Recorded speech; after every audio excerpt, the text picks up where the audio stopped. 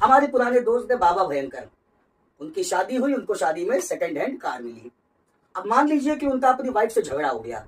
अब झगड़ा हो गया तो उन्होंने कहा ऐसी के तैसे घूंसा मार के कार जो है तोड़ देंगे। अब जैसे ही कार को उन्होंने घूंसा मारा, अपना हाथ लेके बैठ गए, लास्ट लास्ट तक चढ़ा के आ रहे हैं। तो मन में सोच रहे हैं कि यार वाइफ चाहे जैसी भी हो, हमारे ससुर जी ने गाड़ी बहुत मजबूत दी है। तो अब देखो इसमें हुआ क्या है। इसमें क्या हुआ है कि इन्होंने गाड़ी के ऊपर लगाया फोर्स, यानी एक्शन।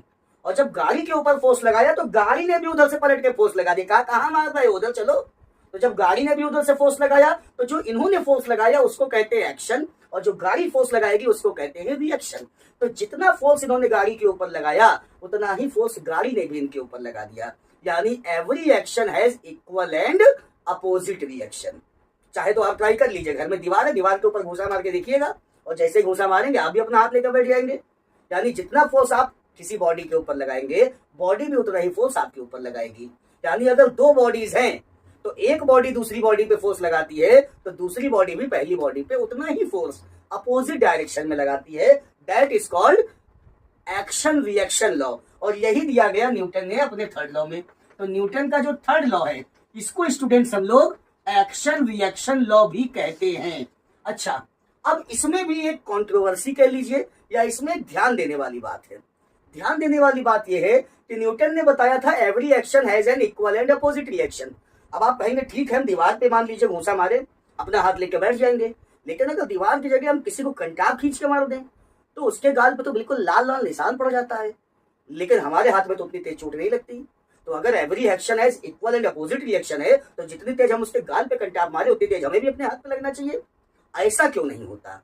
तो स्टूडेंट्स, रिएक्शन फोर्स जो डिपेंड करता है वो डिपेंड करता है सरफेस के ऊपर। अगर सरफेस प्योरली रिजिड है तो जितना एक्शन लगाएंगे उतना ही रिएक्शन आपको मिलेगा। लेकिन अगर सरफेस स्मूथ है, चिकनी है, मुलायम है, तो वहां पे आप एक्शन तो लगाएंगे लेकिन आपको रिएक्शन उतना नहीं मिलेगा। जैसे मान लीजिए आप दलदल में चले जाएं, किसी भी बॉडी को अपने वेट का एक्सपीरियंस रिएक्शन फोर्स से होता है, लेकिन आप अगर दलदल में चले जाएंगे तो आप जब फोर्स लगाएंगे एक्शन, लेकिन रिएक्शन नहीं मिलेगा आपको उतना ज्यादा। तो दलदल में आपका वेट एक्चुअल वेट से कुछ कम फील होगा। आप पानी में चले जाइए, पानी में भी क्या होगा, आपका वेट कम फील होगा। क्यों कम फील होगा? क्योंकि एक्शन तो आप लगा रहे हैं लेकिन रिएक्शन आपको कम मिलेगा। तो यानी कहने का मतलब ये है कि ये जो एक्शन रिएक्शन लॉ दिया गया था स्टूडेंट्स, ये किसके लिए दिया गया था? ये दिया गया था प्योरली रिजिड बॉडी के लिए। कि बॉडी अगर प्योरली रिजिड है तब आप उसके ऊपर जितना एक्शन लगाएंगे उतना ही रिएक्शन आपको मिलेगा। लेकिन अगर बॉडी सॉफ्ट है तो रिएक्शन कुछ कम मिलने वाला है। Thank you.